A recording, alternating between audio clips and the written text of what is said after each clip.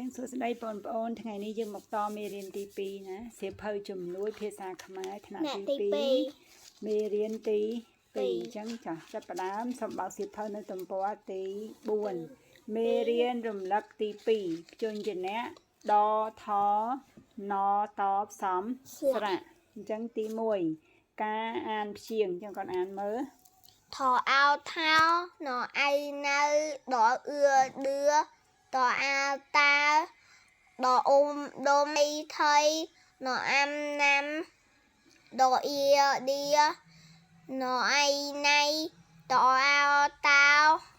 ថោអាថាណអូណូតអឿទឿថោអាណអាណាថោអា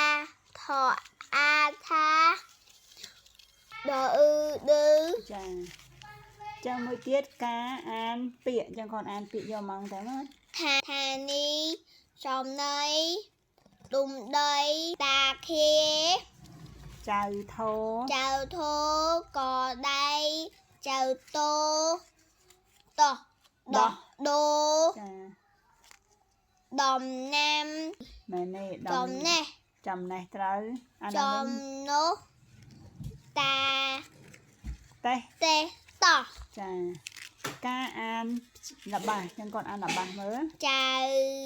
តោដាទេតាចៅខេខំដាំដំណាំតាថៃតា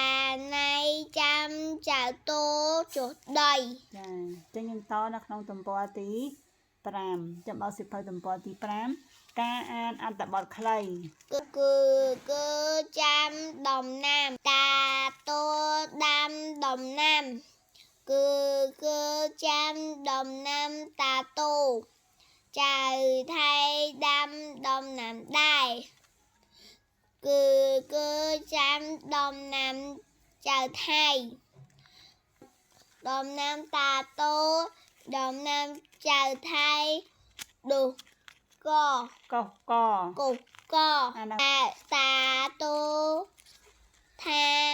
គឺចាំដំណាំចាអញ្ចឹងចាប់មេរៀនរបស់យើងអរគុណច្រើន